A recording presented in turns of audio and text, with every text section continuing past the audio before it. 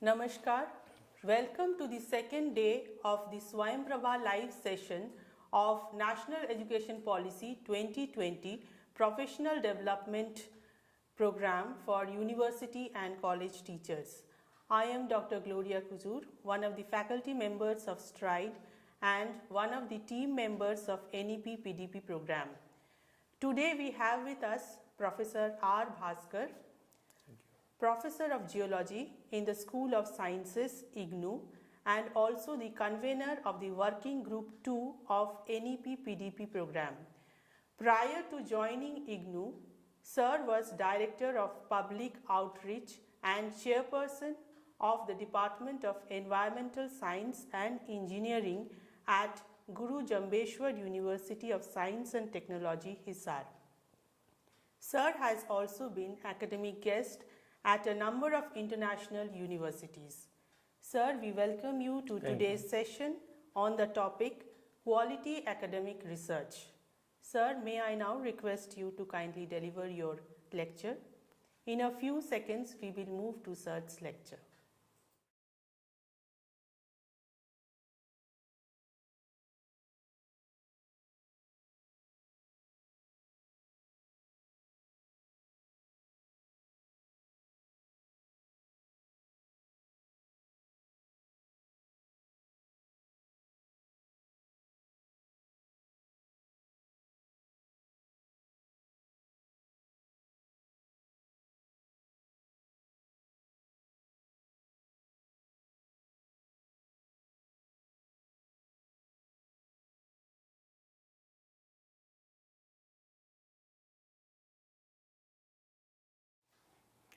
Dear colleagues, today I am happy to discuss with you about the quality academic research based on the NEP 2020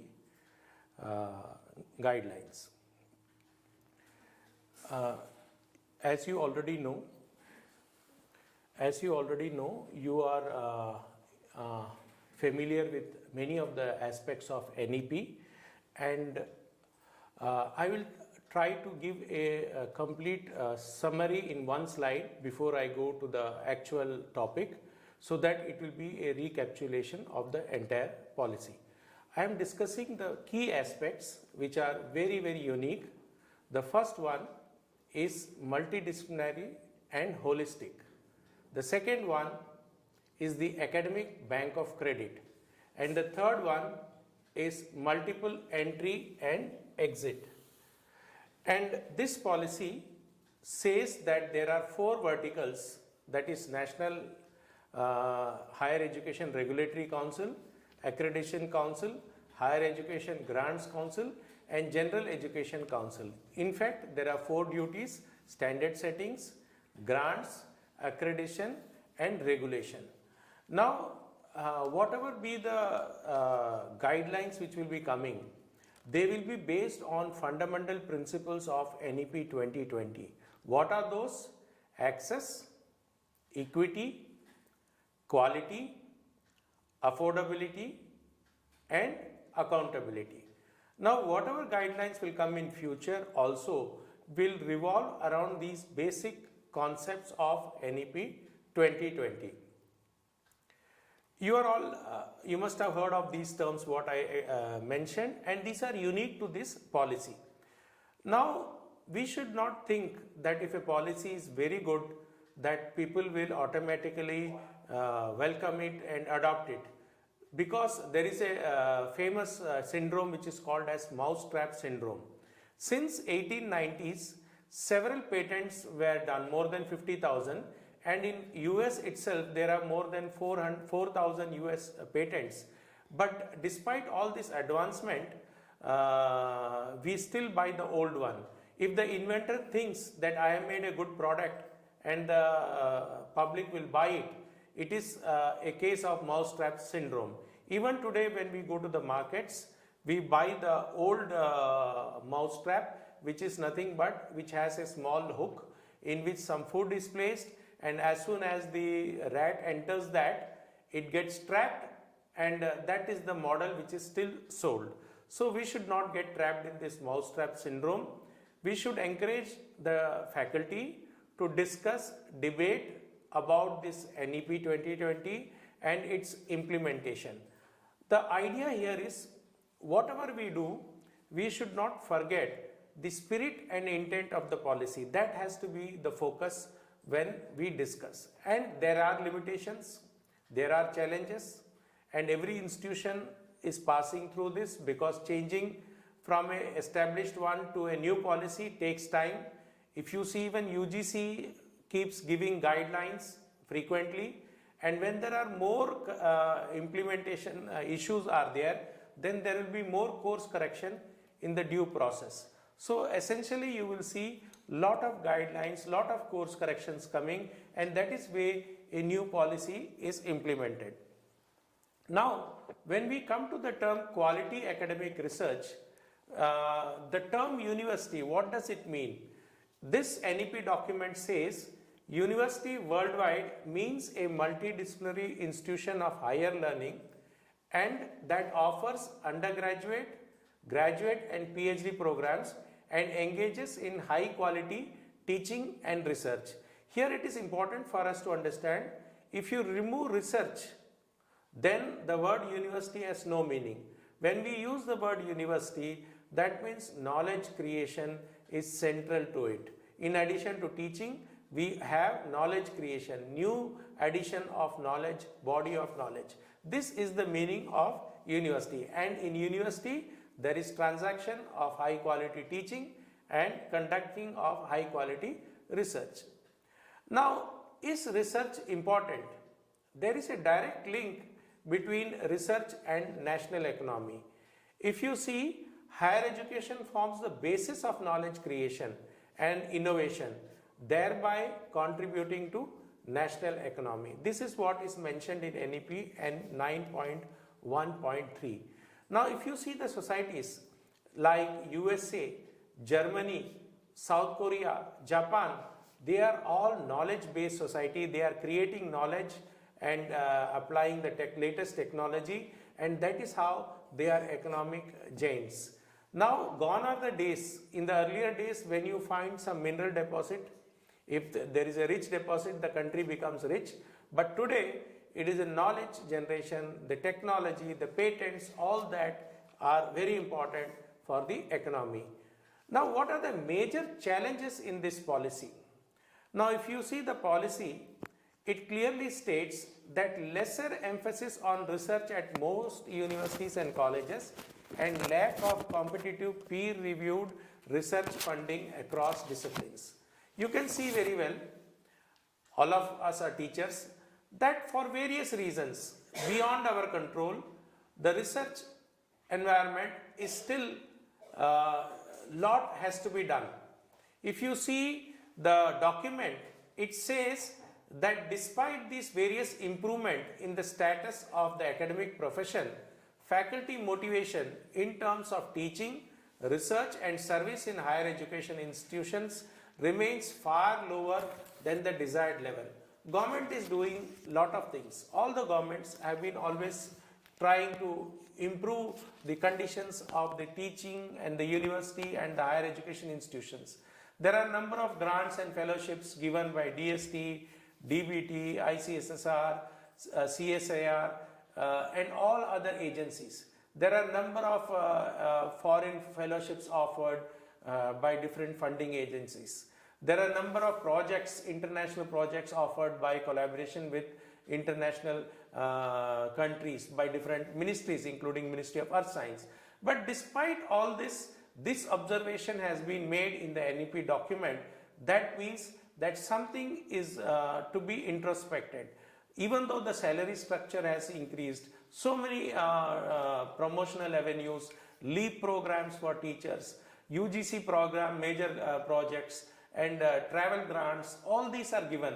But despite this, there is still the observation that faculty motivation in terms of teaching, research and service is slightly lower than the desired level. So we have to look into the reasons why such a situation is prevailing, and we can see what can be done to get the desired results. Now, if you see the document, which all of you must have seen, the document mentions three types of higher education institution. The first one is research intensive universities. That means they place equal emphasis on teaching and research. The second category of institution, higher education institution, is teaching intensive universities. Those universities place greater emphasis on teaching but still conduct significant research. The third category is autonomous degree granting college. A large number of multidisciplinary institutions of higher learning that grants undergraduate degrees and is primarily focused on undergraduate teaching. Here there is focus on undergraduate teaching, and it is a multidisciplinary institution and focus is mainly on teaching, that too at UG level. Now if you see the document, it says one type of university can convert to another. There is no bar. Nobody stops a teaching intensive university to become a research intensive university. If they wish, if they desire in their institutional development plan, if they make the desired efforts, they can move to that. Now it does not mean autonomous degree granting colleges do not do research. In fact, some of them do very good research. The idea is that if they are doing research, they would eventually become part of a cluster of university or be upgraded to the university. As per the NEP document, almost every district will have a university. That means there is a golden opportunity for many colleges and university, autonomous colleges and universities which are teaching intensive, to upgrade themselves and become research and come teaching universities, research intensive universities. Why research is important? Because university is known for knowledge creation. While transaction of teaching is important, it is very important that research gets its due importance. If you see the basic functions of university or a higher education institution, there are three types of function. One is teaching, second is research, and third is extension activities or outreach activities. In all these, the universities, the higher education institution has to focus so that as per the policy, there can be holistic and whole personality development of the students who are joining the institutes. Now, these three broad institution categories are not rigid. That means one can shift from one to another if say they wish, if they can, and they will have the autonomy, they will have the freedom to move from one category to another. However, the bottom line is that expectations of high quality of education and of teaching learning across all HEIs will be the same. The most important one is neither the quality of education nor teaching learning process transaction will be diluted. It will be of high quality in all the institutions. Now, there is other role, I said, besides teaching and research, higher education institutions have other responsibilities. If you see the NEP 2020 document, they says that supporting other higher education institutions in their development, community engagement and service, contribution to various fields of practice, faculty development for the higher education system, support for the school system. Now, this is a unique thing that if you see, this policy clearly integrates the higher education and the school education, the higher education and the vocational education, the higher education and multidisciplinary approaches. So you can see all these which were working in silos, now they are all integrated. Its school education is as much important for higher education, and higher education institutions have a role to do the outreach activities so that they are connected. Also, UGC came up some time before with the circular that universities can adopt 5 villages or so and do community service. Recently, there are regulations which have come, draft regulation, about how universities can contribute to the community. For example, there may be local issues where the universities can choose the research project or solve some problem using the social science tools or using the scientific methods. Ultimately, the university has to be of use to the society because we are using the society's taxpayers' money. It does not mean basic research is not important. Basic research is important. They also have to be encouraged, but we should see that our research answers questions which are of relevance to the society, which are of day-to-day importance. The society is passing through a number of challenges, and society expects solution from the universities, from the social scientists, from the scientists, that they will contribute and help the society overcome the challenges. Now, if you see, the document talks about MERU. Now, what is MERU? Multidisciplinary Education and Research Institute. All these single stream higher education institutions will be phased out over time and will move towards becoming vibrant multidisciplinary institution or parts of vibrant multidisciplinary higher education institution clusters, so that high quality multidisciplinary and cross-disciplinary teaching and research is encouraged. So this is the ultimate goal, that ultimately they will all be multidisciplinary in teaching as well as research, and model public universities will be holistic and multidisciplinary, called MERUs, and will aim to attain the highest global standards. Now, why the focus is on multidisciplinarity and cross-disciplinary teaching and research? Because world over they have found that those institutes which are doing this kind of approach are generating new knowledge, they are able to patent, they are able to get the recognition from the society, they are able to solve the society's problem. So that is why we have to not think in a single dimension, in a multiple dimension. Now, if you talk of research, we have to talk of PhD students. Now, PhD students, irrespective of the discipline, as per the new guidelines, will be required to take credit-based courses in teaching, education, pedagogy, writing related to their chosen PhD subject. Now, why this guideline has come? So that we prepare them so that they can get trained and they can be useful members in the higher education system. So this entrance will be taking teaching courses in this. Now, PhD programs at universities around the country will be reoriented for this purpose. In fact, the PhD is a very critical stage in which we have to support the student so that he becomes a useful member of the higher education ecosystem. Now, the UGC focuses on the PhD quality. Earlier, there was a rule, 2016 PhD regulation, where mandatory publication was there. So what happened? That before you had to submit, you had to have a single publication. Some universities had more also, the condition. So students had to publish the papers before submission of thesis. Now, the question here is, recently the UGC has said publications is not mandatory for PhD submission. This is a chicken or egg casualty dilemma, cause and effect. We really don't understand whether a good quality PhD will give rise to good publication or good publications will give rise to a good quality PhD. To have the chicken, you have to have the egg, and to have the egg, you have to have the chicken.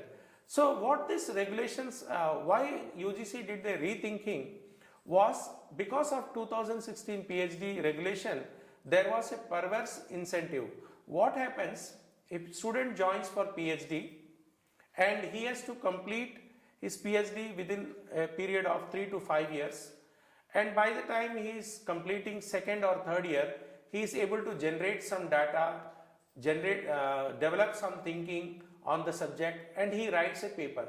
In a good journal, good international journal or a good journal of high standing, it can take somewhere between 6 months up to 2 years to get it published.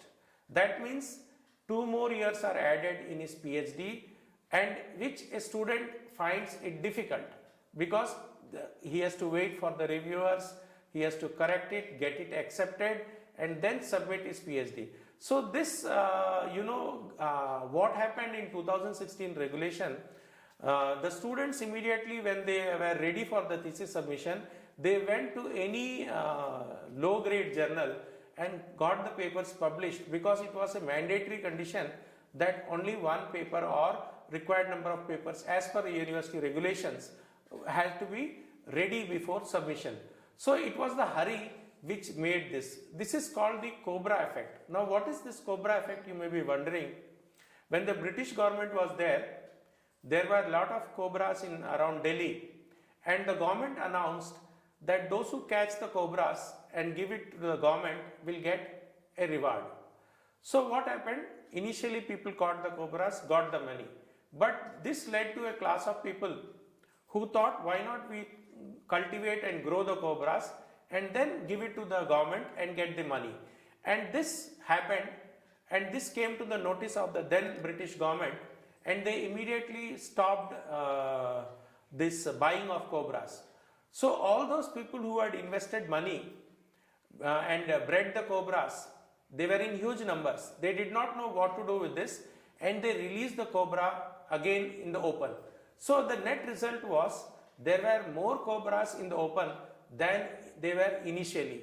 So this is called the Cobra Effect. So in the case of publications, lot of dubious publications, fly-by-night journals, all those started operating. You could get even backdated publications done. They used to charge a heavy amount, and all these kind of practices came just to satisfy one of the regulations. In fact, we should always see the spirit of the regulation, not the mechanical implementation.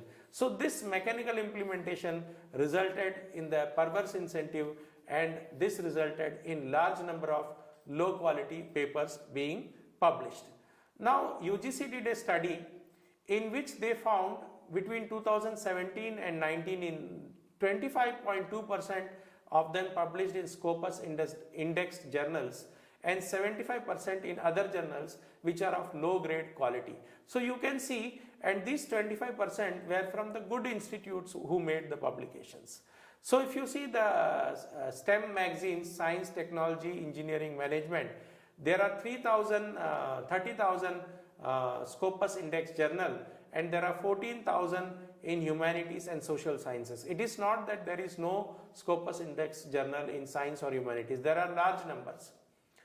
So, but despite this, because of the urgency, because of the availability of alternate routes which were easy, the journals came up, fake journals, fly-by-night operators, and the students also fell victim to it, and they fulfilled that mandatory condition to submit the PhD thesis. Now, publication of a paper should be a byproduct of a PhD thesis. It should not be that it is the goal. It should be a byproduct. Thesis is you work on a problem, you develop the hypothesis, then you come out with the solutions, and then when you come with something novel, that thesis, out of that thesis, the summary which is coming out is a novel contribution to the body of knowledge. That is a byproduct. Now, publication in quality journals take time. In most of the international journals, especially in some of the scientific disciplines, it can minimum take 2 years. 6 months to 2 years is the normal time, and there can be sometimes 2 revisions. 2 revisions means it is going to 2 authors, it is coming once, after that again it is sent to the reviewers, again they can send to another 2, and it is a rigorous method. While it is good for the science and good for the publication, but if this condition is imposed on the student who is doing PhD, he or she would not be able to complete that good quality work in the given time frame. Now, already in the guidelines itself, the PhD quality is checked in 4 steps. When a student approaches a supervisor, there is a partnership between student and supervisor. For almost 6 months, 3 to 6 months, they discuss the topic, identify the gap areas, and then formulate the problem, what they want to work. So here there is a good, because the supervisors are very experienced, they have a lot of publications, and they have gone through this, they can help the student identify and support him. The second place where the quality is taken care is research advisory committee. In some places they call it doctoral committees. So in this there are external members, the faculty members who have achieved distinction in their respective subject areas, who have persons of integrity, and when these students present the topic before finalizing, these experts suggest changes so that the student is able to achieve the required objectives and this effort is not waste. So this is the second step where the quality is checked. The third step is when the student submits the PhD thesis. It goes to two examiners and both of them send their report. In their report, either they can ask for modification of the thesis, again resubmit, or they could also say that these aspects should be taken care while publishing the paper. So here again you have that check. In some of the universities they send to 3 examiners, and in some of them they send to foreign examiners also outside the country, so that you have another unbiased report which is coming about the candidate's work. This doesn't end here. After all this, there is viva voce, and there is an external examiner. All the faculty members of the department or the discipline are there. Then there are students, PhD students, master students who are in that hall. It's an open presentation as per the guidelines. Anybody can ask any question or give any suggestion. So here again there is a chance of course correction. So when this PhD quality goes through these 4 steps in the real spirit, by the time he has completed his PhD, he is very clear about making a good paper with minimum errors or with all the issues taken care which were pointed out at the 4 steps which I have mentioned. Now UGC thought that it is not only the quality which is important, the quality will come only if there is academic integrity among the faculty and the research scholars and the students. So UGC gave this guideline, promotion of academic integrity and prevention of plagiarism in higher education institutions, regulations 2018.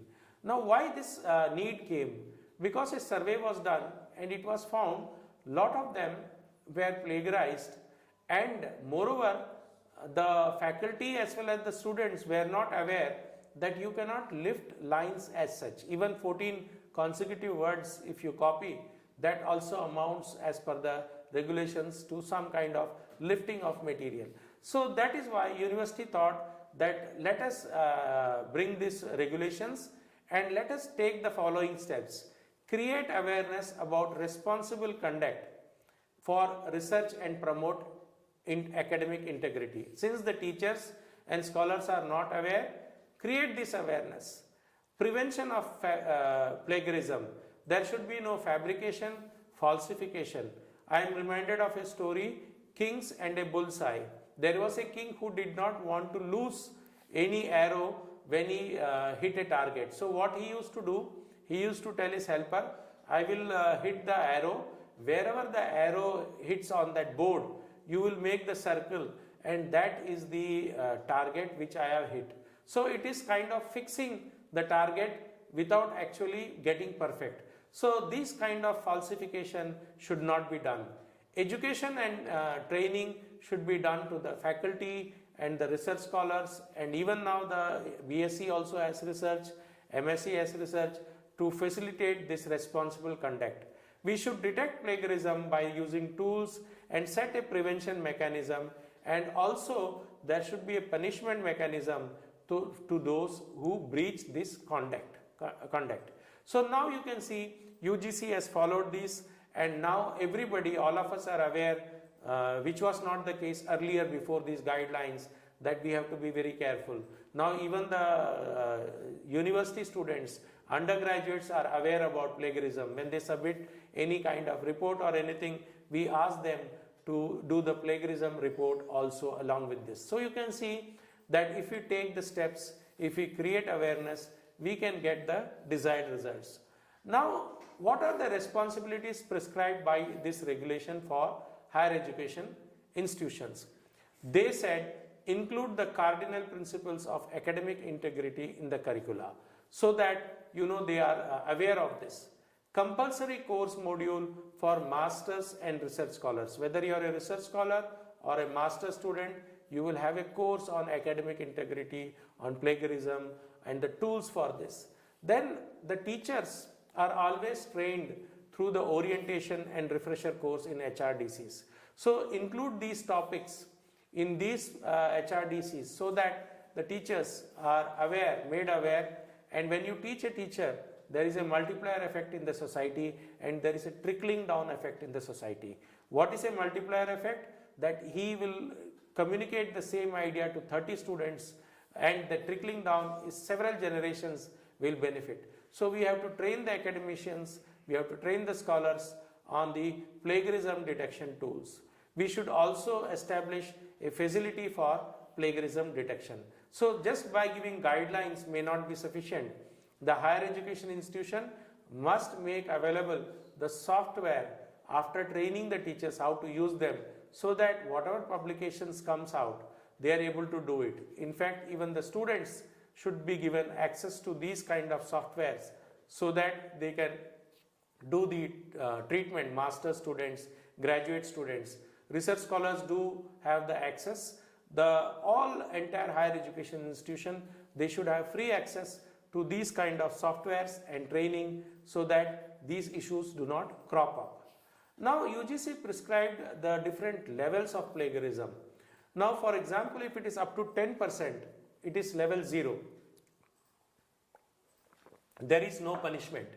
If there is level 1, the plagiarism is 10 to 40%, and if it is level 2, 40 to 60, level 3, 60% or more. Now each level when you go, the punishment, quantum of punishment increases. For the student, it can be suspension for 6 months to a year. For the faculty, it can be stopping of increments, not giving him the opportunity to guide students. And if in case of repeated behavior, it can also result in loss of jobs. There are many cases in which the universities have viewed these kind of situations very seriously when confirmed that this has been done deliberately. Now, there are different mechanisms proposed in these guidelines. One is the Departmental Academic Integrity Panel, and the second one is the Institutional Academic Integrity Panel of the higher education institution dealing with detection of plagiarism and punishment.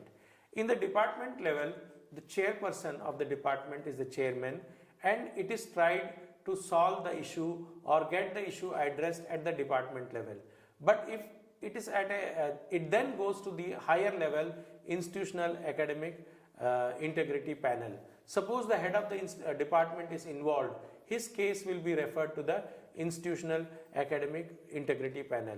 If the higher authorities are involved, then the UGC also can take cognizance of these kind of behaviors. In fact, in many universities or higher education institutions, there are reports where heads of the institutions lost their jobs because of plagiarism issues. Now these two bodies deal with detection in two different spheres, one being the departmental and other being the institutional. There are different levels of punishment as per the level of plagiarism and the background situation of the case. Now research, if you see, the NEP says clearly there should be in the UG program itself in the 4th year, we should introduce this kind of culture. We have to improve research ecosystem by catching them young.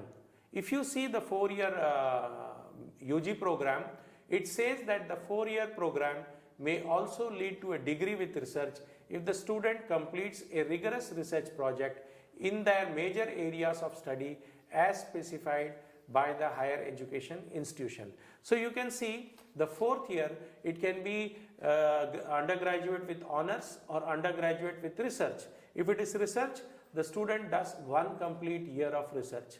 And this is not so easy to go directly from UG to research. The guideline says that students have to secure a CGPA of 7.5 out of 10 in the 4-year UG program for direct admissions without a master's degree. So only those students who get this score, which is very high score, which is very tough, will go direct to the PhD. Others may have to repeat till they get the score of 7.5 or follow the normal route where they will compete for the open exam and enter the PhD system. So if you are in a UG program and you have the research bent of mind and you have the training, then you can directly go to PhD after completing 4 years and getting 7.5 CGPA in the 4-year program. Now, research in PG program is also proposed. Now, if it's a 2-year program, the second year will be entirely devoted to research for those who have completed 3-year bachelor's program. The total duration of the program, BSc and Masters, Bachelor's and Masters, should be 5 years. So if it is 4, it will be +1. If it is 3, it will be +2. Students completing a 4-year bachelor program with research, there could be 1-year master program. So the net result will be they will complete both the degrees in 5 years. Now there are also institutions which are offering integrated 5-year bachelor's master's program, and undertaking a PhD shall require either a master's degree or a 4-year degree, bachelor's degree with research. There are several institutes like ICERs, IITs which are offering integrated bachelor's master's program. Now to promote research, the NEP says that research internship should be given to the students, and this will give them the experience of the job and the real responsibilities. What does this say? As a part of the holistic education, higher education institutions will provide students with opportunities for internship with local industry, business, artist, craftsperson, etc., as well as research internship with faculty and researcher at their own or other higher education institution, research institution. So this is a very good idea that in research internship can be provided either in the same or other higher education institution. Now student may engage with the research practical side of the learning, and as a byproduct improve the chances of their employability, because they will come with the real life situation, they would work on hands-on, and they would generate new data which would help them become more skilled and employable. Now even internationalization, if you want to do, we have to promote, and we want to promote India as a global study destination. Recently the draft guidelines have come for foreign campuses to come to India, foreign universities to come to India and set up their campus. So we have to promote India as a global study destination, providing premium education at affordable cost, thereby helping to restore its role as Vishwaguru. Now if we want to become Vishwaguru, research is very, very critical.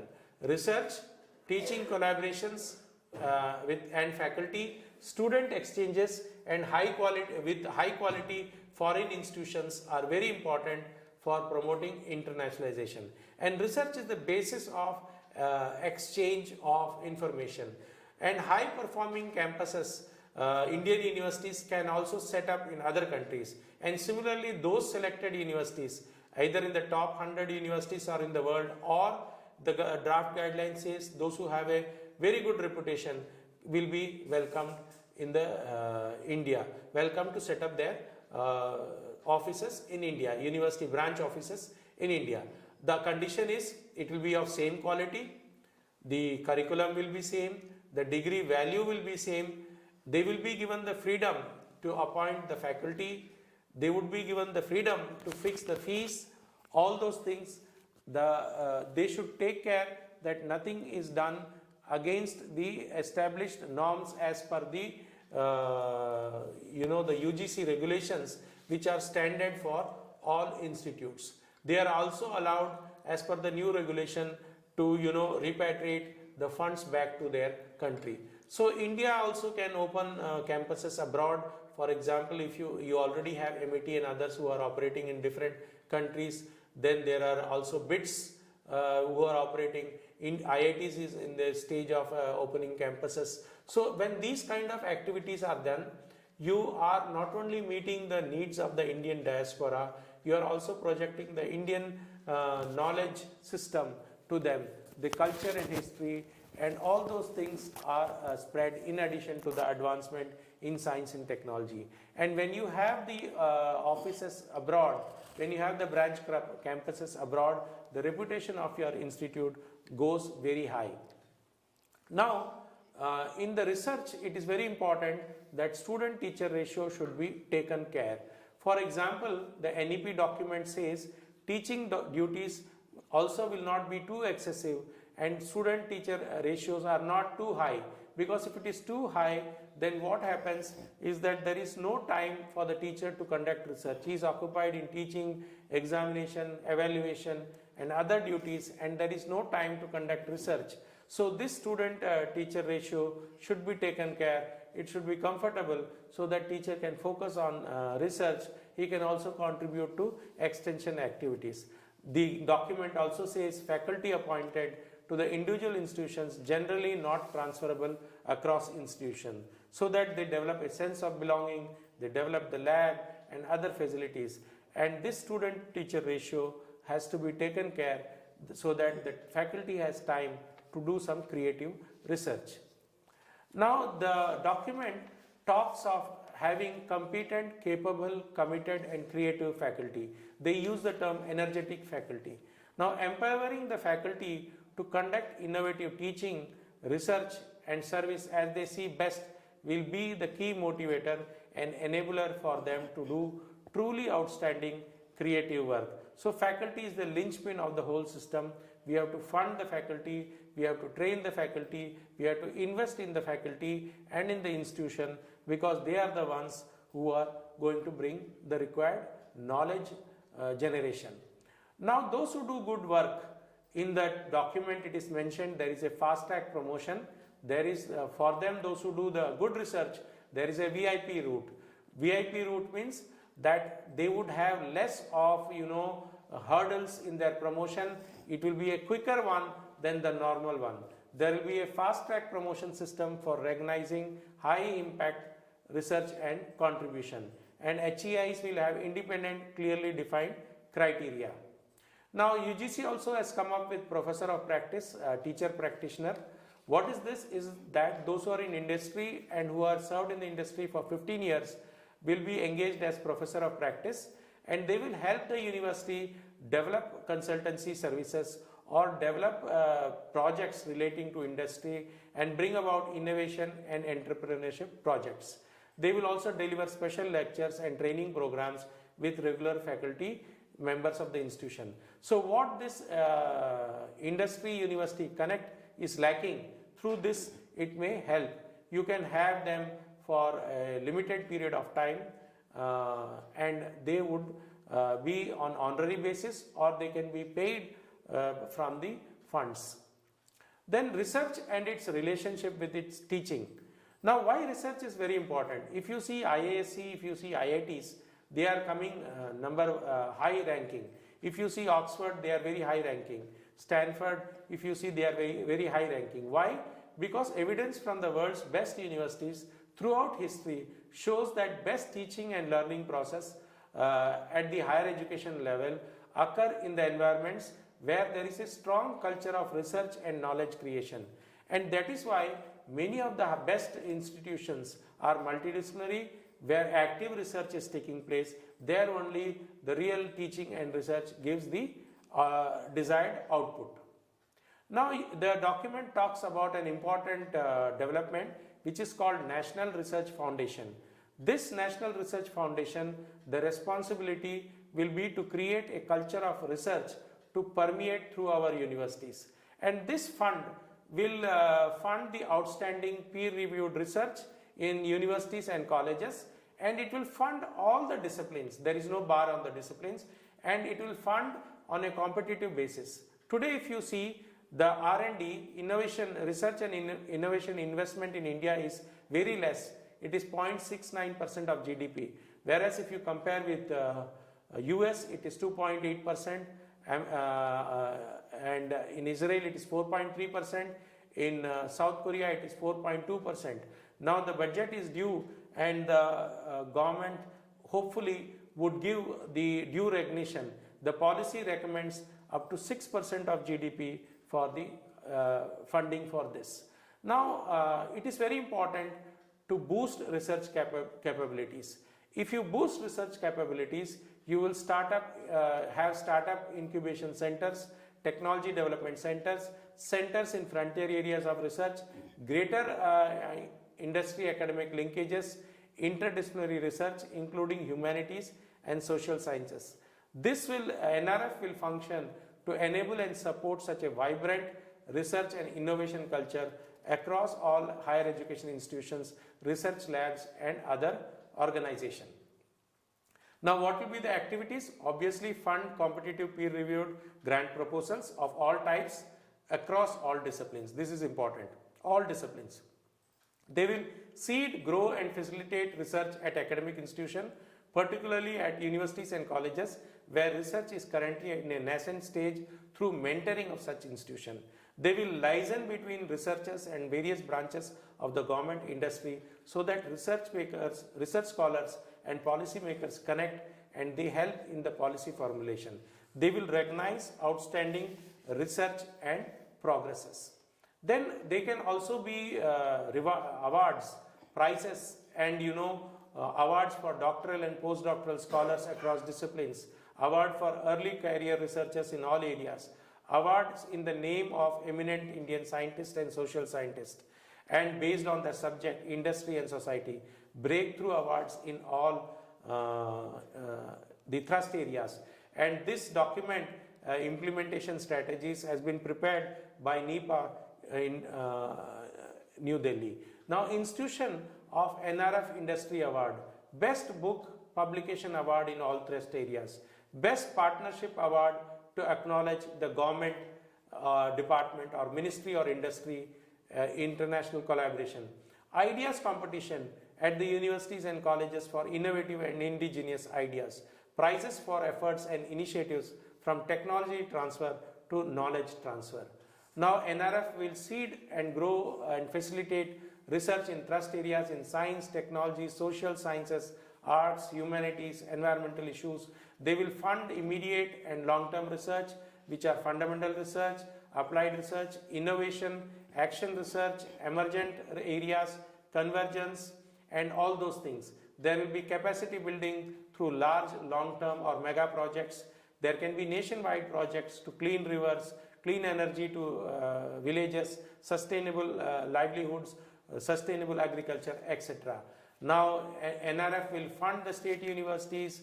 NRF will run a special program until 2040 to support state universities to enhance their research capabilities. There can be special NRF chairs in cross-cutting areas to promote research. Now they will also disseminate on relevant forums, professional forums. They will establish the network. They will liaison between the researchers and relevant branches of the government, industries and different professional bodies. Of course, they will give the videos, documentaries of eminent scientists. They will have a series of lectures. They will have series of lectures of international scholars. They would also encourage forums to organize interdisciplinary seminar and workshop. Now there will also be facilities for research and study programs by reputed institution abroad, joint programs, support two-way movement of talented students and postdoctoral fellows, periodically update research areas of national importance, then create clusters, this is important, of excellence in higher education institution, incubation centers of innovative ideas. Now as per the world practice, all the intellectual property right, including publications and patents, will solely be retained by those authors carrying out the research. Government can always use them, use any of these if it is in the public interest. Now implementation of NEP, we are coming to this. It is very important that implementation will require multiple initiatives and actions. They are interdependent. All these issues are interconnected and interdependent, and all these requires multiple approach. We have to implement the spirit and intent of the policy it should be in a phased manner, and comprehensiveness will be important. Education is a concurrent subject, and planning from joint state and center is important, and timely infusion of resources, human, infrastructural and financial is important, and careful analysis of the linkages between multiple parallel implementation steps will be necessary to ensure effective dovetailing of all initiatives.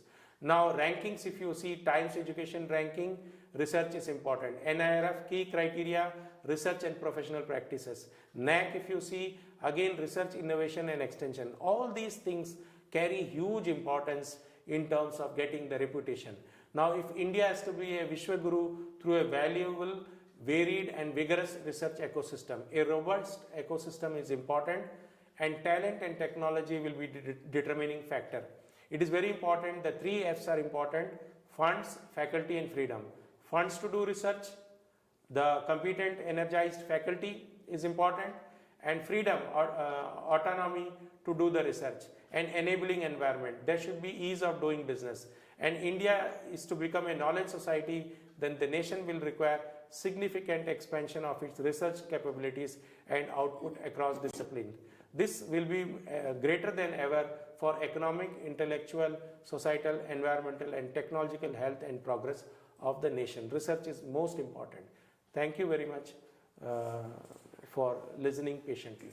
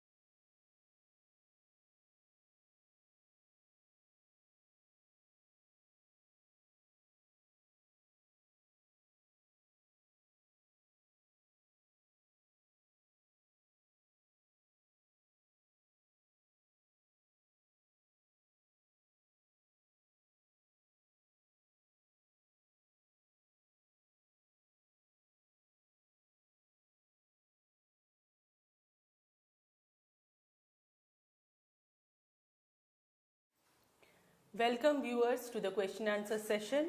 First of all, thank you very much sir for a very interesting and fruitful presentation. I hope our viewers have greatly benefited from this lecture. We have received quite a few questions, and the first question is, what is the link between research and national development as per NEP 2020?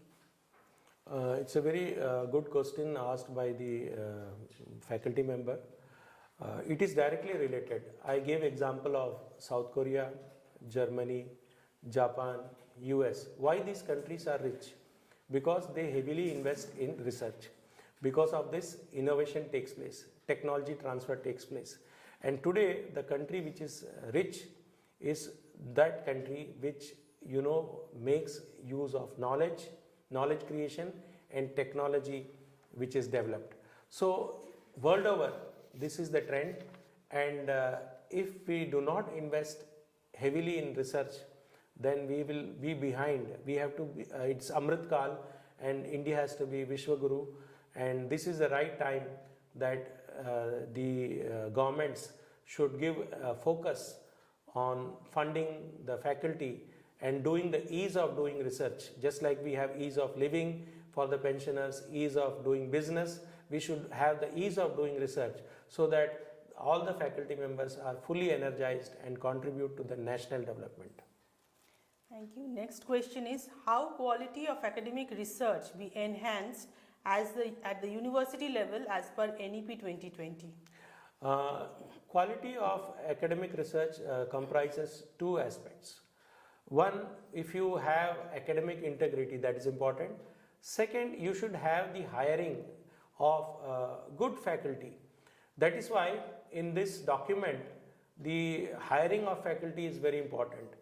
The faculty member, as I mentioned, is the linchpin in the whole system, and he is the one who through his research brings international name to the university. While support staff and other staff are very important to give an enabling environment, but the creativity and the knowledge creation, the patents, the technology which is developed brings name, fame and money to the institution. A good faculty can make a lot of difference in the institution. So hiring of faculty is very key aspect for doing high quality research, and inculcating good practices, academic conduct practices among all the staff, all the faculty members is an important prerequisite to excel as an institution. Next question is, how the quality of industrial person will be assessed for appointment as a professor in practice? The UGC guidelines, if you see, those who have 15 years experience in industry and those who have made a name, they should be persons of eminence. They do not require a PhD, but they should have contributed in their field. And everybody knows by their eminence that they have made an impact in their chosen field. And when you hire such persons in the institutions, the lab to land connection is established, the university industry linkage is established, the projects which will be consultancy oriented, you will generate consultancy, the students will be trained in the industry problems and they would be employment ready. So you can see there are multiple benefits of doing this professor of practice, and only thing is he should be an eminent person, and anybody with 15 years of experience can be appointed as professor of practice. There are normal routes of doing this. The university can fund it, or the industry themselves can fund and send, or there can also be honorary appointment for professor of practice. Next question is, what will be the challenges of research internship of college students in the remote locations? This is a very real problem. In fact, the faculty member has asked the right question. Even today, very few colleges have got the accreditation done, NAC. Many institutions are yet to be done. So you are right, there is a range of institutions and the range of quality is there and range of facility is there. It is not the faculty's fault, it is not the student's fault. But with this NEP coming in, basically there will be clusters formed, and every district they aim to have an university. So clusters, if they form, they will share their resources. UGC also has shared a document in which resource sharing they have encouraged. It can be library, it can be lab, etc. Ultimately, these are national assets, and that is why UGC came up with the guidelines how to share and what is to be shared. And any institute which is nearby should allow the students for them to do the research so that they can also contribute to the national development. Next question is there any UGC regulation to check plagiarism of project reports at the UG and PG levels? UGC regulation talks about plagiarism. It does not say particularly at UG and PG levels. Ideally, this, if you see the PhD Shodh Ganga which we upload, is for the PhD. For the PhD we ask. But with the current awareness and these stringent standards, no doubt we should also do the checking for the UG and PG levels. But these guidelines were essentially issued for the PhD level students and the faculty. Next question is, how are we going to assist the students in PhD research who completed 4 years degree? 4 years degree. Those who completed 4 years degree, that means they have completed 1 year of research in UG. So if they have scored 7.5 CGPA, as I mentioned in my talk, they can directly take admission in PhD. If they have not scored, then they would go through the normal route where they can give the entrance and qualify and come and join for the PhD. We will take up the last question, and it is almost a similar question answer that you have already taken up. Very few institutions in rural areas have good infrastructure and resources to conduct research. So how to cope with this issue? It is a real problem. As I said, this is the issue. The standards of facilities are different. The standards of curricula are also different. The teaching learning transactions are different. So obviously in a big country like India, there is going to be a range of institutions. There will be few islands of excellence. But here the policy, what is the beautiful thing about this policy is that it thinks of cluster of excellence, and it makes university in every district. And there is also new guidelines about sharing of resources. And when all these are implemented in toto, in the spirit and intent of the national education policy, ultimately is to develop holistic and well-rounded individuals who are creative and can contribute effectively to the nation and to the society as a whole. So viewers, with this we will end today's session. I once again thank today's resource person, Professor R. Baskar, for a very fruitful session, and request our participants to go through the e-contents and videos available in SWAYAM portal that you can access through the link that has been provided to you in the welcome message. You can also attempt the 15 MCQs of discussion forum test and the 35 MCQs of the final test between 27th to 29th of January, and after this the test will get closed. There are no separate links for the test, and you will find both the discussion forum and the final test in the bottom left corner of the course outline page of the SWAYAM portal. Participating teachers who will secure 50% and above in both the tests will get the course completion certificate. Also, in your batch, you have to complete the test for the certification, and after this session you will have 2 more sessions of recorded videos. One is by Professor Nageshwar Rao, Vice Chancellor IGNOU, on the topic Overview of NEP ADP, and the second video is by Professor Satyakam, Pro Vice Chancellor of IGNOU, on the topic Education through Regional Languages or Mother Tongue. So all the best wishes to you. Thank you. Namaskar. Thank you.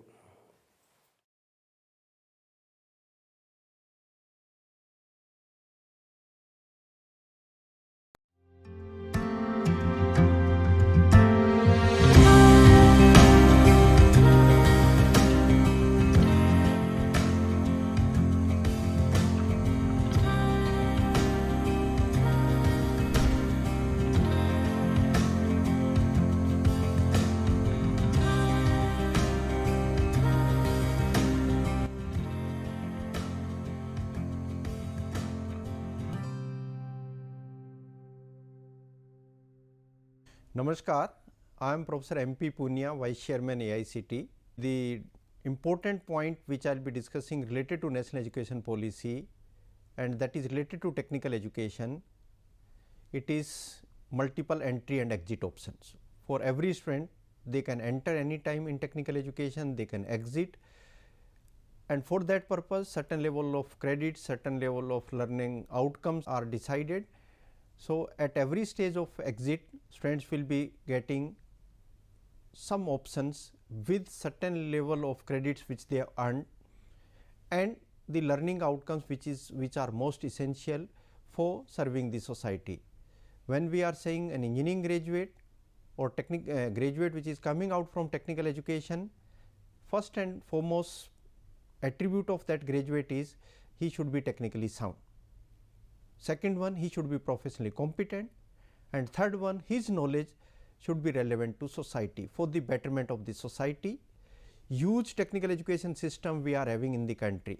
After China is producing around 1.2 million engineering graduates every year, and from our system, the system which AICT is regulating, from that system around 1 million engineering graduates, they are passing out their 4-year program, and they are ready to serve the society. So, huge technical education system, but there were certain level of restrictions also. Once the students were entering into engineering education, it was for 4 years program. some of the students they may not be having much interest into that, or the options which were available, either he was failing or successfully is going out, in between there was no option.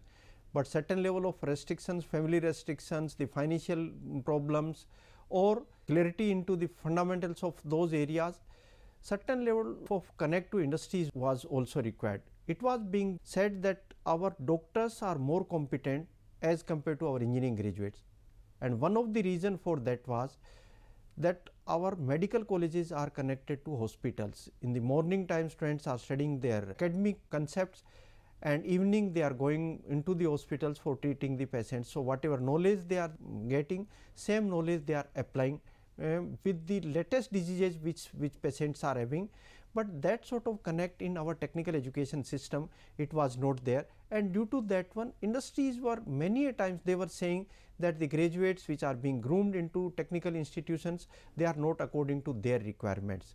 First and important suggestion they were giving about the fundamentals of the students. Fundamentals will be cleared first if they are studying into their own languages, which is our Indian languages, and every state, more or less every state is having different language in our country. So, the fundamentals were not so clear to them, because the language of education was only one universal language, that is English, but because students were coming from varieties of the areas, from varieties of the backgrounds, their family status, their location of their schools where they were studying.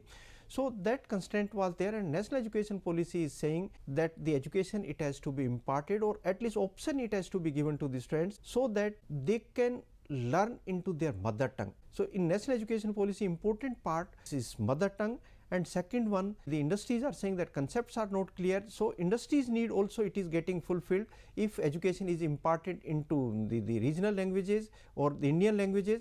And second one, industries were saying that advancements which are taking place in technical education, they are taking at a very rapid pace.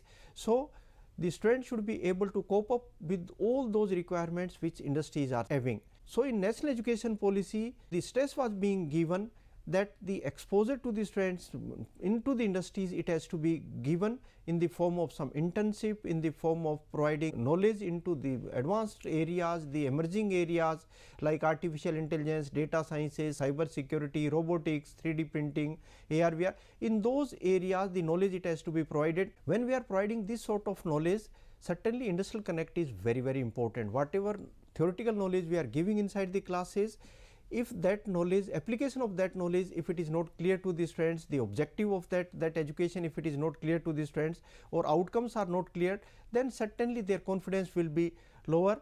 So, this entry and exit option through this national credit framework, which is proposed into national education policy and which it has been implemented by AICTE, that freedom now, the gap which was there between industry and our academic institute, that gap is getting fulfilled.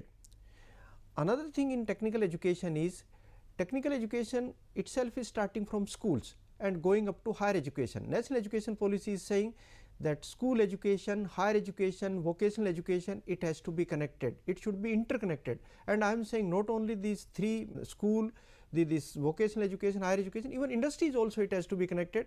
So, that scope it has been created through this entry and exit options. School level, when students are at class 8th, then we are giving level through national credit framework that they are at level 2. Class 5th is level 1, class 8th is level 2, 10th is level 3, class 12th is level 4. So, school levels are defined in national credit framework, it is 1, 2, 3, 4, and higher education it is from 4.5 and it is going up to 8. 8 is PhD, 7 is master's program, 6 is UG program with 4 years. This is if research component, if it is getting added into this one, that is 4 years program, it may be in terms of honors also, and 3 years UG program. In technical education, we are saying it is Bachelor of Vocational Education. 2 years technical education program after class 12th, it is undergraduate diploma. 1 year, only even 1 year education after 12th, if you are giving in technical education, and if student is exiting, he will be exiting with some certain level of certificate of success. It is undergraduate certificate. Earlier the mechanism, the rigid mechanism which we are having, students are moving from first year, second year, third year, fourth year. In between, if some obstructions are coming, or if he wants to have some exposure to the industries, or if some financial problems he is facing, if he want to do the job into the industries, that options were not available. Now enormous freedom it has been given, and the suggestions which industries are saying, that the practical skills of the students should be stronger, the curriculum which institutes are having, that alignment with the industries, or the attitude of the students, all sort of suggestions which were coming from the industry side, it is now that option, that facility students are getting when they are exiting from the institute. So it is not exit, in actual words it is a lifelong learning.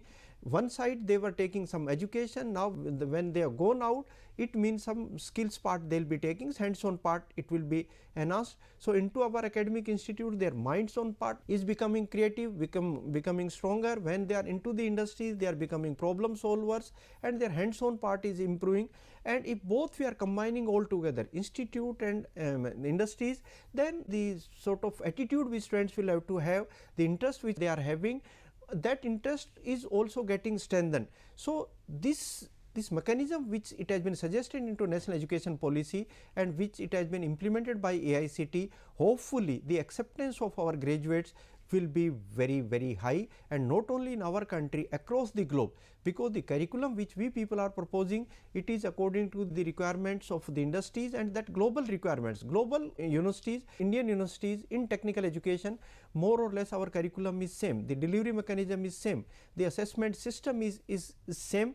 So certainly the confidence building of the students with exposure into the industries, their core competencies are getting strengthened, even their professional abilities are also becoming stronger, and their connect to society, they are becoming social relevant.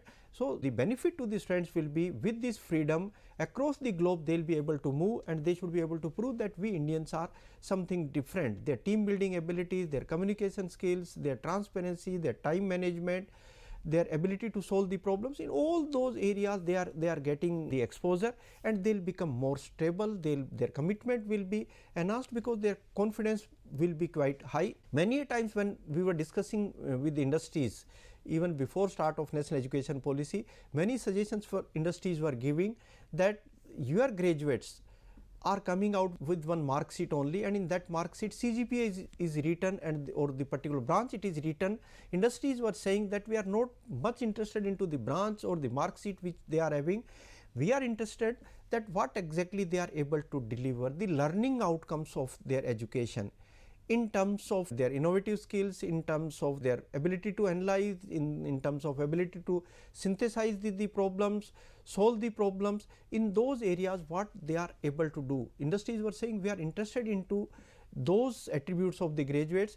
So again, beautiful vision of the national education policy is, it is based on the learning outcomes, the outcomes of the education. It may be school education, it may be higher education. Important part is learning outcomes, and learning outcomes will be enhanced if the students are getting exposure, the internship, the industrial exposure, the exposure into the research organizations, the global exposure. If that sort of mechanism which it has been suggested, if it is implemented in toto, so the quality of the education, that will be certainly very high. If quality will be improving, then the access and equity part in the education, because access of the student to this education will be much more if acceptance of the graduates are higher. If quality is better, then certainly more students will be attracted towards the technical education. Here access will be increased, the gross enrollment ratio will be enhanced, and according to the needs of every student, because equity is that every student is different, and if that sort of environment can be given to the students in which he can progress in a much faster way, that is equity. So that faster way we have provided in terms of autonomy which we are giving, the subjects which they are able to select, or inside the institute the facilities which are being given, or the orientation of the teachers to giving or the enhancing the equity to the students. All the efforts which are being done through AICT, or which it has been proposed into national education policy, certainly we are becoming more accountable.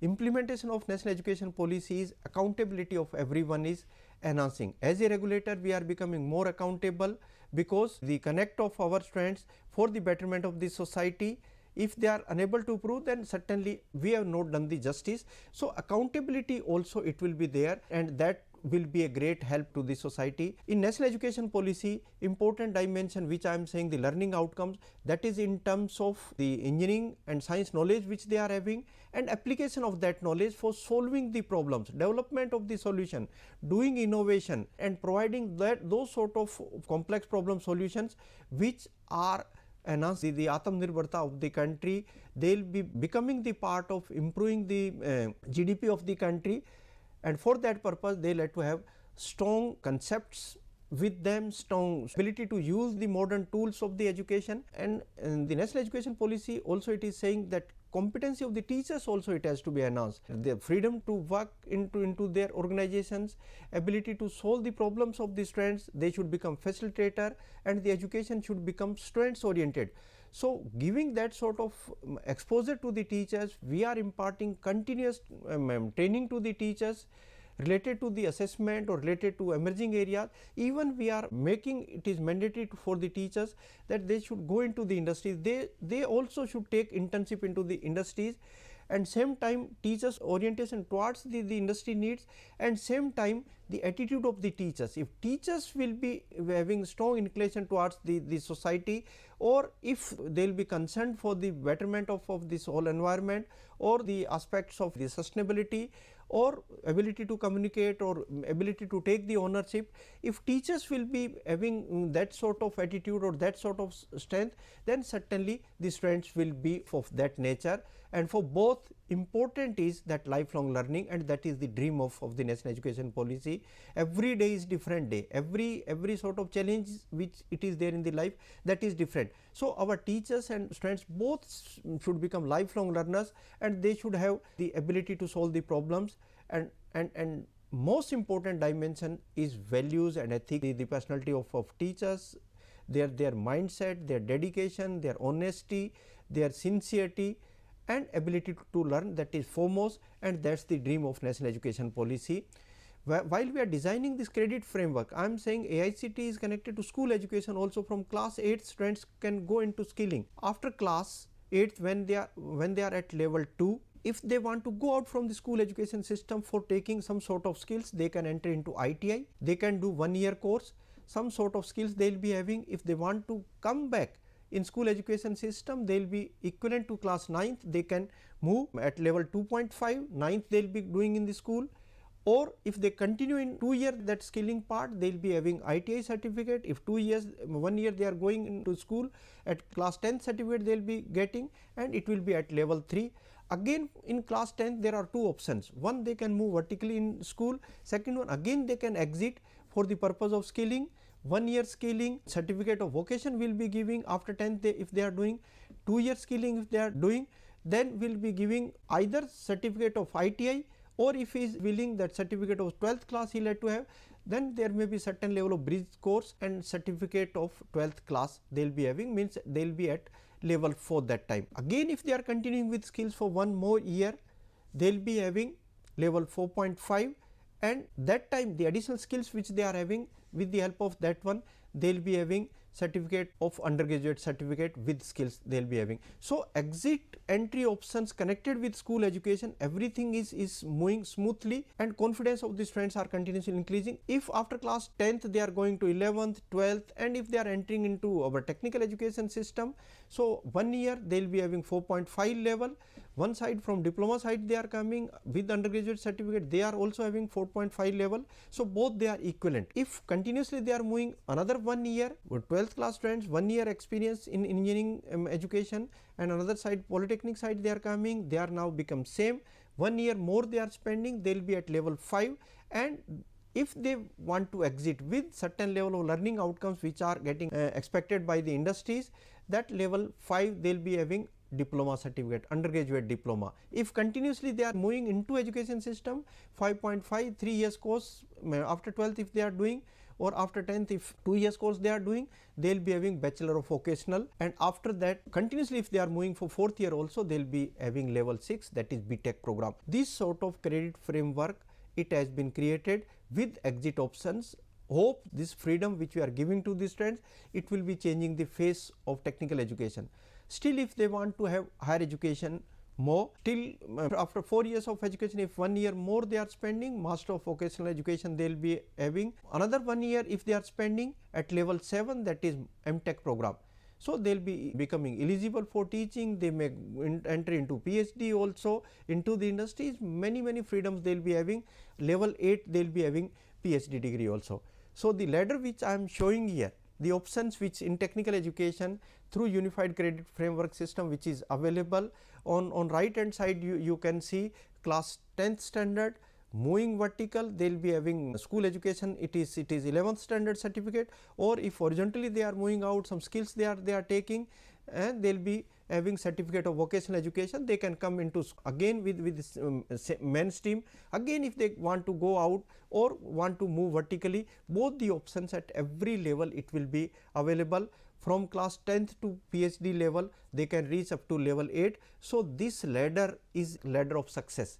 This ladder is a ladder of freedom of every student, and in time to come, the expectation of the industries, the environment which are creating into the academic institute as per the suggestions of national education policy, where innovation is becoming very important, the learning outcomes are becoming very important, multidisciplinary approaches are becoming very important, and the entry and exit options which are being given to the students, a healthy environment in education system will be created.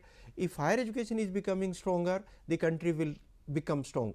Undoubtedly, if the young population which we are having, a very young population, that is roughly 50% of our population is less than of 25 years of age, they are just like human beings. If these human beings, if we can convert into strong human resource with value based abilities of those students, if their holistic development can be done into our academic institutes with the help of industries, certainly they will be doing miracles for the betterment of the society. Certain level of gaps they may be having, because the conventional system of education which we are having, and now we are deviating from that one.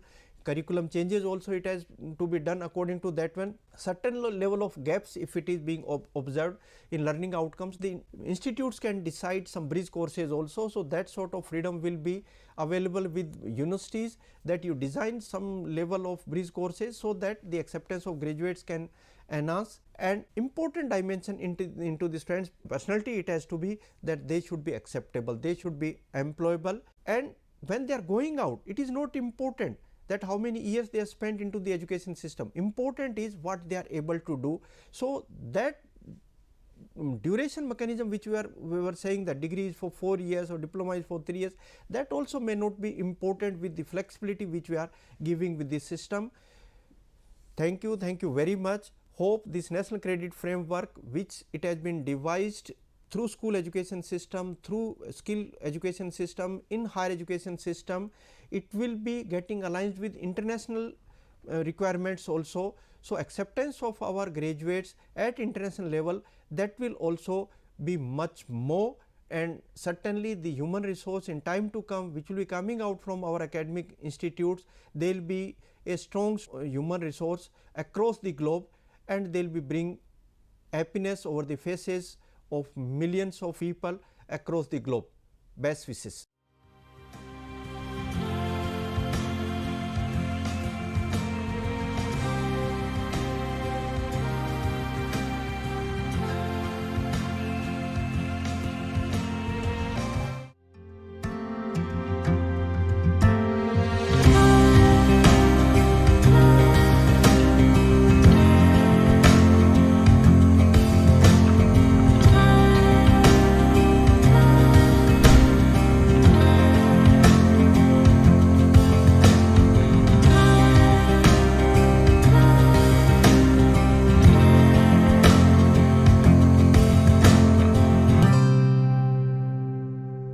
सभी शिक्षक साथियों, आप सबका हार्दिक अभिनंदन. Good afternoon to each one of you and welcome to this live conferencing. आज हमारे बीच में इंदिरा गांधी राष्ट्रीय मुक्त विश्वविद्यालय के सम कुलपति प्रोफेसर सत्यकाम जी हैं. उनका अभिनंदन करने से पहले 2-3 बातें। राष्ट्रीय शिक्षा नीति, नई राष्ट्रीय शिक्षा नीति, जैसा कि आप सबको पता है, 2020 में घोषणा की गई भारत सरकार ने। शिक्षा मंत्रालय, भारत सरकार ने इंदिरा गांधी राष्ट्रीय विश्वविद्यालय को 15 लाख हायर एजुकेशन इंस्टीट्यूशंस के शिक्षकों को इसका प्रशिक्षण का भार दिया। आप सबने तो पढ़ लिया होगा राष्ट्रीय शिक्षा नीति, पर ये ऑनलाइन प्रशिक्षण जो शिक्षा मंत्रालय ने कहा, ये 36 घंटे का कार्यक्रम है। आप सबने स्वयं पे एनरोल किया। हमारा पहला कार्यक्रम 9 सितंबर से शुरू हुआ और 17 सितंबर तक रहा। पहला बैच, जिसमें 6400 शिक्षकों ने भाग लिया। अब ये सेकंड बैच है, जिसमें आप सब उपस्थित हैं, जो आज से शुरू हुआ है और ये चलेगा 30 सितंबर तक। जैसा कि आप सब ने स्वयं प्लेटफॉर्म पोर्टल पे जाके देखा होगा, इसमें वीडियोस हैं, इसमें टेक्सचुअल मॉड्यूल्स हैं जो हम आशा करते हैं कि आप सब ने पढ़ लिए होंगे। इसमें डिस्कशन फोरम है और 6 लाइव कॉन्फ्रेंसिंग सेशंस हैं जो आज से शुरू हुए हैं। तो आज का पहला जो सेशन है लाइव टेली कॉन्फ्रेंसिंग, जो आप सब स्वयं प्रभा पे देख रहे हैं, उसका पहला आज सेशन है। मैं अपने समकुलपति प्रोफेसर सत्यकाम का फिर से एक बार अभिनंदन करती हूं। और जैसा कि आप सब ने पढ़ा होगा राष्ट्रीय शिक्षा नीति में कि क्षेत्रीय भाषा, राष्ट्रीय भाषा पे काफी जोर दिया गया है और शिक्षण पद्धति में इसका कैसे उपयोग किया जा सकता है, इसके बारे में हमारे समकुलपति प्रोफेसर सत्यकाम आज चर्चा करेंगे। आशा करती हूं कि आप सब अपने चैट में प्रश्न भेजेंगे। 25 से 30 मिनट या उससे कम एक प्रेजेंटेशन होगा प्रोफेसर सत्यकाम का और उसके बाद प्रश्न उत्तर होगा। शुक्रिया, थैंक यू। नमस्कार साथियों, आज मेरी खुशनसीबी है, मेरा सौभाग्य है कि मैं अपने शिक्षक साथियों के साथ वार्ता करने जा रहा हूं राष्ट्रीय शिक्षा नीति 2020 के संदर्भ में और एक खास मुद्दे पर। वो मुद्दा है मातृभाषाओं में, भारतीय भाषाओं में, आपकी अपनी भाषा में, जहां जहां आप लोग महाविद्यालयों और विश्वविद्यालयों में कार्यरत हैं, वहां की भाषा में हम अपने विद्यार्थियों को कैसे पढ़ाएं, कैसे उनसे वार्तालाप करें। आमतौर पर यह माना जाता है और एक जो हमारे मस्तिष्क में ये जो धारणा है कि हम अंग्रेजी के माध्यम से ही बेहतर पढ़ा सकते हैं और इसी में उच्च गुणवत्ता की शिक्षा दी जा सकती है। लेकिन ये एक भ्रम है, वस्तुतः एक औपनिवेशिक हस्तक्षेप है, औपनिवेशिक भार है हमारे ऊपर।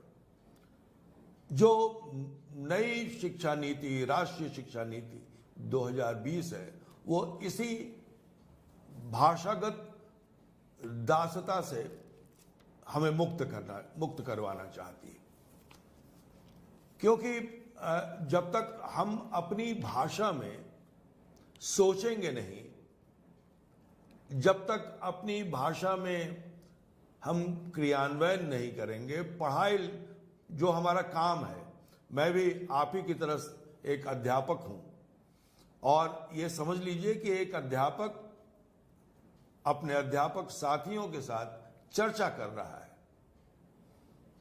मैंने जब नई शिक्षा नीति यानी राष्ट्रीय शिक्षा नीति को पढ़ना शुरू किया तो मैंने ये देखा कि प्राथमिक विद्यालय से लेकर उच्च शिक्षा तक जो इस राष्ट्रीय शिक्षा नीति में जो एक सूत्र जो हमें दिया गया है, वह सूत्र है भारतीयता का। ये इस शिक्षा नीति का एक बहुत ही विशिष्ट लक्षण है, एक स्पेशल क्वालिटी है इसकी, एक गुणवत्ता है इसकी कि भाषा के बारे में बात की गई, भारतीयता के बारे में बात की।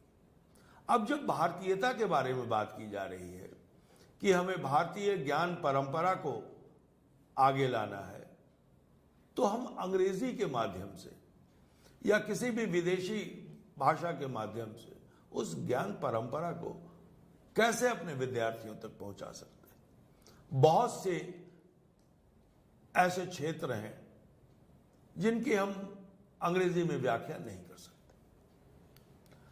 अब यहां एक सबसे बड़ी जो हो सकता है कि आपके सामने ये अवरोध आए उन महाविद्यालयों में या विश्वविद्यालयों में जहां पर बहुत सारे भाषाभाषी आपकी कक्षा में हैं। अब जब आपकी कक्षा में बहुत भाषाभाषी हैं और आपका विश्वविद्यालय महाविद्यालय मान लीजिए कि पश्चिम बंगाल में है और आप बांग्ला में पढ़ाना शुरू करते हैं, तो बहुत सारे वही लोग वंचित रह सकते हैं जिनको हिंदी तो आती है, अंग्रेजी तो आती है, लेकिन बांग्ला नहीं आता। इसी तरह सभी क्षेत्रों की बात हम कर सकते हैं, उदाहरण दे सकते हैं। हिंदी प्रदेशों में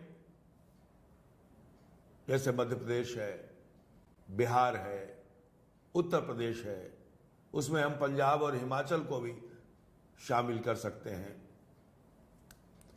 यहां हिंदी के माध्यम से यदि हम अपने विद्यार्थियों को पढ़ाते हैं, अध्ययन अध्यापन करते हैं, शोध करते हैं, तो बहुत ज्यादा भाषायिक समस्या नहीं आती है, कोई अड़चन नहीं आती, कोई रुकावट नहीं आती। लेकिन जब कोई एक ऐसे क्षेत्र में हो जहां एक खास भारतीय भाषा ही बोली जाती है, वहां पर आपके पास दो रास्ते हैं। या तो आप अंग्रेजी में पढ़ाएं या अंग्रेजी और बांग्ला मिश्रित में पढ़ाएं या अंग्रेजी और तेलुगु मिश्रित में पढ़ाएं, या फिर यदि संभव हो तो हिंदी में पढ़ाएं। यह चयन आपको करना है कि आपके महाविद्यालय में और आपके विश्वविद्यालय में विद्यार्थियों का प्रोफाइल क्या है, और यदि मिक्स प्रोफाइल है तो इसके लिए हम लोगों को, जो हम अध्यापक हैं, उन अध्यापकों को देखना होगा कि किस तरह से हम अपनी भाषा का ज्यादा से ज्यादा इस्तेमाल कर सकते हैं। एक सबसे, क्योंकि आपको कम्युनिकेट करना है, और भाषा आप जानते हैं कि कम्युनिकेट करने का सबसे बड़ा माध्यम है, या एक माध्यम है विशिष्ट माध्यम है, मुख्य माध्यम है।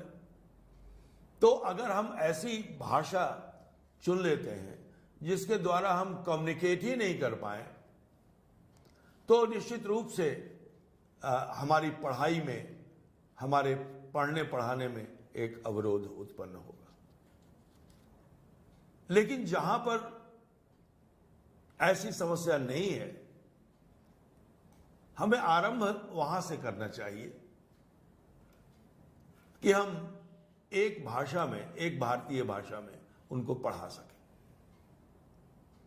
आरंभ में हम लोग भारतीय भाषाओं के साथ साथ अंग्रेजी का भी सहारा ले सकते हैं, लेकिन तब जब कोई अंतिम उपाय नहीं हो। और हम इस बात की तो छूट देते ही हैं अपने विद्यार्थियों को कि वो अपने उत्तर पुस्तिका में हिंदी या अंग्रेजी या तेलुगु या बांग्ला में अलग अलग प्रदेशों के अनुसार वो उत्तर दे सकते हैं। तो ऐसे विद्यार्थियों को उत्साहित किया जाना चाहिए, प्रोत्साहित किया जाना चाहिए, जो अपनी मातृभाषा में, जो अपनी राज्य की भाषा में प्रश्नों का उत्तर देते हैं। देखिए, जब आप कक्षा में पढ़ा रहे होते हैं, अपने विद्यार्थियों के सामने होते हैं, तो आपको पता चल जाता है विद्यार्थियों का कि फेस रीडिंग करके कि आपके पढ़ाए हुए को वो कितना ग्रहण कर रहे हैं। और ये सारा कुछ भाषा का खेल है। आपकी भाषा जितनी भी कम्युनिकेटिव होगी, और कम्युनिकेटिव सबसे ज्यादा होती है अपनी भाषा, इसीलिए जो राष्ट्रीय शिक्षा नीति बनाई गई उसमें इस बात पर जोर दिया गया। कई क्षेत्र हैं जिनमें हम अध्ययन अध्यापन करते हैं। यह मानविकी का भी क्षेत्र हो सकता है, यह ज्ञान का भी, विज्ञान का भी, मानविकी, समाज विज्ञान, इस सभी का क्षेत्र हो सकता है। आमतौर पर यह माना जाता है कि सामाजिक विज्ञान और मानविकी के जो विषय हैं उनको तो भारतीय भाषाओं में, हिंदी में और अन्य भाषाओं में पढ़ाया जा सकता है, लेकिन विज्ञान को नहीं पढ़ाया जा सकता। मैं अपने अनुभव के आधार पर आपको बता सकता हूं कि मैंने मैट्रिकुलेशन तक मैं विज्ञान का विद्यार्थी था। मैंने रसायन विज्ञान भी पढ़ा है, मैंने जीव विज्ञान भी पढ़ा है और भौतिकी भी पढ़ी।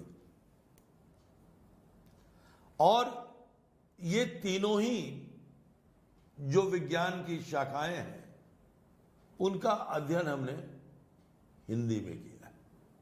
और भी कई महाविद्यालयों में यदि हम सर्वेक्षण करें तो जो अध्यापक है वो अध्यापक अपने क्षेत्र की भाषा में ही पढ़ाता है। और आप ये देखेंगे, अगर आप खोज करें, सर्वेक्षण करें, तो आप पाएंगे कि जो विद्यार्थी मातृभाषा में पढ़ रहे हैं वो अंग्रेजी के माध्यम से पढ़ने से अधिक हो सकते हैं, ज्ञान के क्षेत्र में कमतर नहीं हो सकते। हां, ये जरूर है कि कभी कभी जो भारतीय भाषाओं को माध्यम बनाकर पढ़ने वाले विद्यार्थी हैं, उनको किसी फोरम पर जहां अंग्रेजी में बातचीत हो रही हो, वहां कुछ शब्दावलियों से उन्हें परेशानी हो सकती है, क्योंकि उन शब्दावलियों से परिचित नहीं है। तो इसका उलट भी तो है कि जो अंग्रेजी पढ़ने वाले हैं अंग्रेजी माध्यम से, वो हिंदी की शब्दावलियों या भारतीय भाषाओं की शब्दावलियों से परिचित नहीं। एक और अपना अनुभव साझा करता हूं मैं कि जब हम कॉलेज में गए, महाविद्यालय में गए, तो 2 स्ट्रीम्स के बच्चे आए। कुछ हमारे साथी अंग्रेजी माध्यम से पढ़कर आए और कई विद्यार्थी हिंदी माध्यम से पढ़कर आए। दोनों के बीच संयोग हुआ, वार्तालाप हुआ, बातचीत हुई और यह देखा गया कि अपनी भाषा में जिन विद्यार्थियों ने स्कूल तक शिक्षा प्राप्त की थी, उनका फाउंडेशन बहुत मजबूत था। अंग्रेजी उतनी मजबूत नहीं थी, लेकिन अपने विषय का ज्ञान बहुत मजबूत था। और तभी मुझे यह एहसास हुआ कि यदि हम अंग्रेजी में पढ़ते भी हैं और पढ़ाते भी हैं, तो पहले हमें भाषा से जूझना पड़ता है, जैसे अंग्रेजी से जूझना पड़ता है। लेकिन जब हम अपनी भाषा में पढ़ते हैं तो हमारा ध्यान ज्यादा से ज्यादा ज्ञान अर्जित करने पर होता है। जो पढ़ाया जाता है, जैसे गणित भी है, गणित अगर अपनी भाषा में पढ़ी जाए तो वो जल्दी समझ में आती है, क्योंकि आपका पूरा का पूरा ध्यान जो है वो गणित की गुत्थियों को सुलझाने में लगता है। लेकिन यही बात अगर आपको अंग्रेजी में समझाई जाती है तो पहले आपके भीतर अंग्रेजी प्रवेश करती है, उसके बाद उसका रूपांतरण होता है उस भाषा का आपकी अपनी मातृभाषा में, आपकी अपने प्रदेश की भाषा में। और आपकी जितनी एनर्जी, आपकी जितनी ऊर्जा उसको रूपांतरित करने में व्यतीत होती है कि आपकी उतनी बुद्धि नहीं बच जाती है एक विद्यार्थी के रूप में कि आप उसका हल उतनी तेजी से निकाल सकें। अब आप देखते होंगे कि जो हम भारतीय भाषाओं में पढ़ने वाले विद्यार्थी हैं, उनकी क्षमता आप देखें, और आज के विद्यार्थी जो अंग्रेजी के माध्यम से ज्यादातर पढ़ रहे हैं, उनकी क्षमता देखें। अब वो उतनी तेजी से भी गणित नहीं सुलझा पाते हैं जितनी तेजी से जब हम सब्जी लेने जाते हैं तो सब्जी वाला उस गणित को सुलझा लेता है। इतने का बैगन, इतने का आलू, इतने का शलजम, इतने का टमाटर, और हिसाब करके आपको दे देता है। वो अपनी भाषा में सोच रहा होता है, वो अंग्रेजी में नहीं सोच रहा होता है, या दूसरे की भाषा में नहीं सोच रहा होता है। इसलिए उसे भाषा से संघर्ष नहीं करना पड़ रहा है। तो ये बहुत महत्वपूर्ण है। और जब हम अपनी भाषा में पढ़ते या पढ़ाते हैं तो मेरा यह मानना है कि अपना भी एक शिक्षक का कॉन्फिडेंस लेवल बहुत ऊंचा हो जाता है, क्योंकि हम अपनी बात विद्यार्थियों तक पहुंचाने में ज्यादा सक्षम रहते हैं। और यदि अंग्रेजी में पढ़ाते हैं तो हमारी सारी ऊर्जा, हमारी सारी एनर्जी यही सोचने में चली जाती है कि मैं अंग्रेजी गलत तो नहीं बोल रहा हूं। तो उसमें क्या करता है अध्यापक कि सामने एक नोट्स रख लेता है, उसमें क्या पढ़ना और क्या पढ़ाना है वो लिखा होता है। तो एक बड़े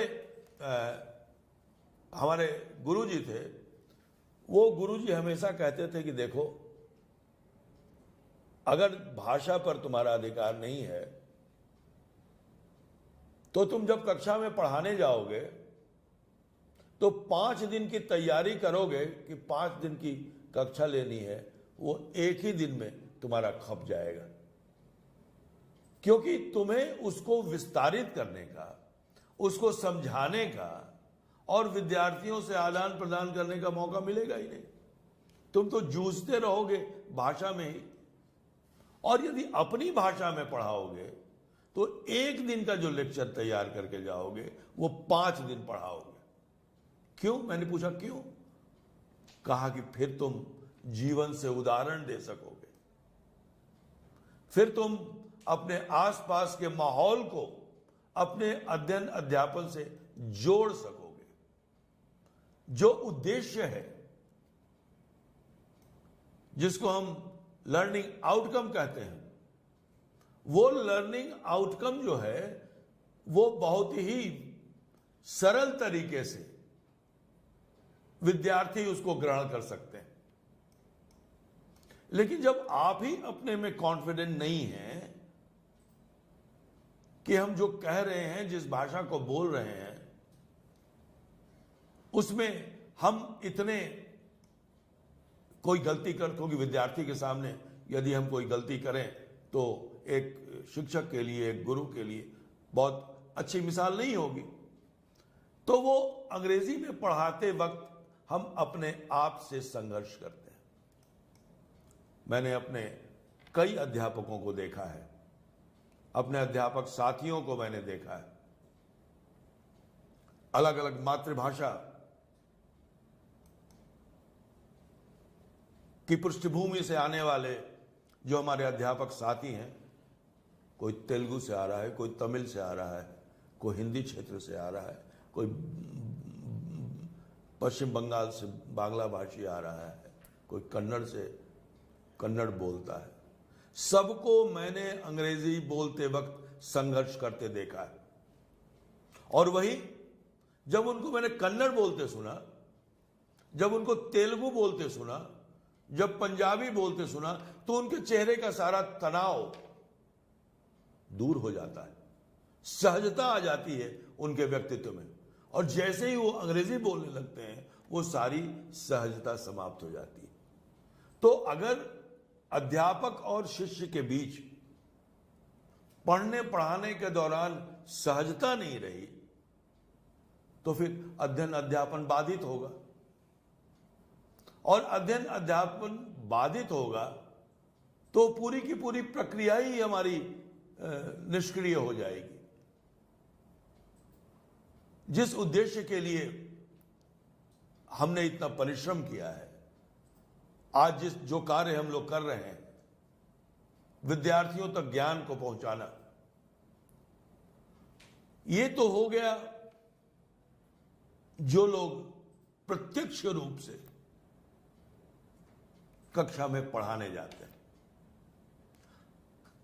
जैसा हमारा विश्वविद्यालय है और ओपन यूनिवर्सिटीज के टीचर्स हैं, उनके साथ भी एक समस्या है कि अंग्रेजी में अगर कोई यूनिट आई और उसको अगर हमें लिखना है या उसको एडिट करना है तो निश्चित रूप से एक मानसिक समस्या तो आती है। लेकिन यदि हम अपनी भाषा में उसको तैयार करते हैं या बोलते हैं, जैसे आजकल इंदिरा गांधी राष्ट्रीय मुक्त विश्वविद्यालय की तरफ से विभिन्न भारतीय भाषाओं में विद्यार्थियों की काउंसलिंग हो रही, विद्यार्थियों को पढ़ाया जा रहा है ऑनलाइन। ठीक है कि उनको अध्ययन सामग्री अंग्रेजी या हिंदी में या एक दो और भारतीय भाषाओं में दी जा रही है, और हमारा उद्देश्य है कि सभी भारतीय भाषाओं में हम सामग्री उपलब्ध करा सकें। लेकिन क्यों हमने शुरू किया मातृभाषाओं में, भारतीय भाषाओं में काउंसलिंग करना? इसलिए कि जो अंग्रेजी ने जो गैप पैदा किया है लर्निंग और टीचिंग के बीच में, वो टीचिंग और लर्निंग का जो गैप है वो गैप समाप्त हो जाए। और ये गैप भारतीय भाषाएं ही दूर कर सकती। और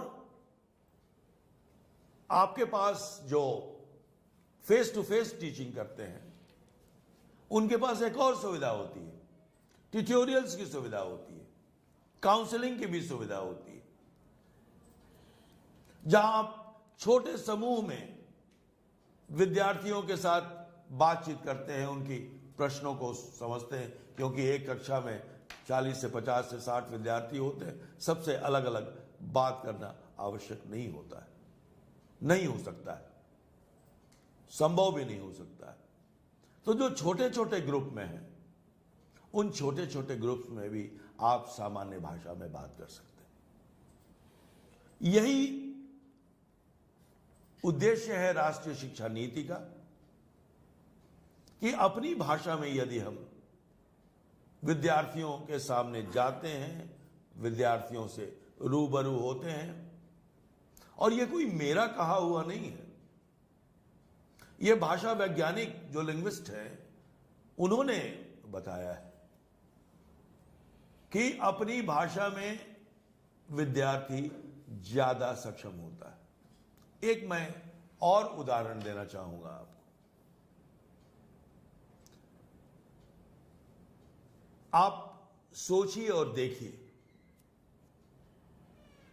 या घर जाके सोचिएगा भी आप, कि कितने देश हैं जिन्होंने दूसरे देश की भाषा में पढ़कर या अनुसंधान करके कोई नया आविष्कार किया है।